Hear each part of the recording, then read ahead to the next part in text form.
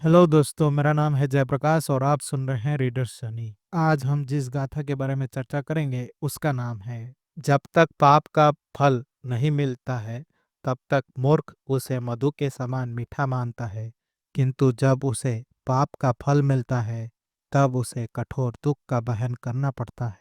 पाप मधु समान मीठा हो ही नहीं सकता। उत्पल थेर की कथा। उत्पल थेर का जन्म श्रावस्ती में एक श्रेष्ठी कुल में हुआ था। वो बहुत ही सुंदर थी और उसके विवाह हेतु अनेकानेक प्रस्ताव आए। कोई भी परिवार ऐसा ना बचा जिसने विवाह का प्रस्ताव नहीं भेजा हो। तब उसके पिता ने सोचा कि मैं सबों का मन तो नहीं रख सकता, अतः पूर्व जन्मों के कर्मफल से उसने पुत्री से प्रवजित होने का प्रस्ताव रखा और उसकी पुत्री खुशी खुशी प्रवज्जित हो गई। वो साधना में रत हो गई और अपनी कठिन तपस्या से उसने अरहत प्राप्त कर लिया। उस दिन भिक्षुगणों के लिए वन में रहना वर्जित नहीं था, अतः अंधा वन में लोगों ने उसके लिए एक कुटिया बनवा दी। उसमें उसके रात्रि शयन के लिए चौकी की व्यवस्था कर दी तथा दरवाजे पर पर्दा भी लगवा दिया। वो अपनी कुटिया में रहकर साधना करने लगी। एक दिन की बात है, वो भिक्षाटन हेतु श्रावस्ती गई हुई थी। उसके ममेरे भाई नंद को पता चल गया था कि वह अंधवन में रहती है। उत्पल के भिक्षुणी बनने के पूर्व से ही वो उस पर अनुरक्त था। थेरी के श्रावस्ती से लौटने के पूर्व ही वो कुटिया में प्रवेश कर चौकी के नीचे छिप गया।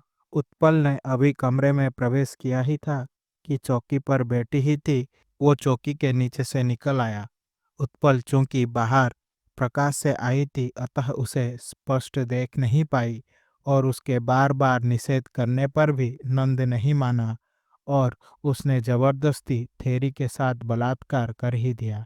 नंद का पाप इतना भयानक था कि इस कूद के तुरंत बाद धरती फट गई। नंद उसमें गिर गया और मर कर नरक चला गया। थेरी ने इस बात का जिक्र भिक्षुणी से किया और उसके द्वारा यह बात शास्ता की जानकारी में आई। शास्ता ने सभी भिक्षु एवं भिक्षुणियों को एकत्र कर संदेश दिया।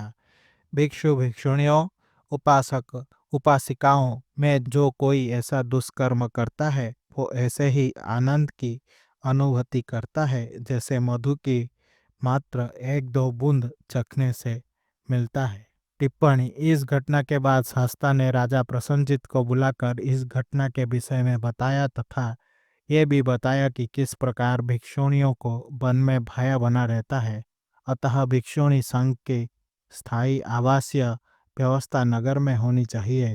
राजा ने शास्ता की आज्ञा मानकर नगर के अंदर ही भिक्षुणी संघ के लिए एक निवास स्थान बनवा दिया। साथ ही आदेश दिया गया कि अब भिक्षुणियों जंगल में नहीं रहेगी। आशा करता हूँ कि आपको यह गाथा अच्छी लगी होगी। अगर आपको मेरी वीडियो पसंद आई तो इसे लाइक करें और शेयर करें और ऐसे वीडियोस देखने के लिए मेरे चैनल को सब्सक्राइब करें।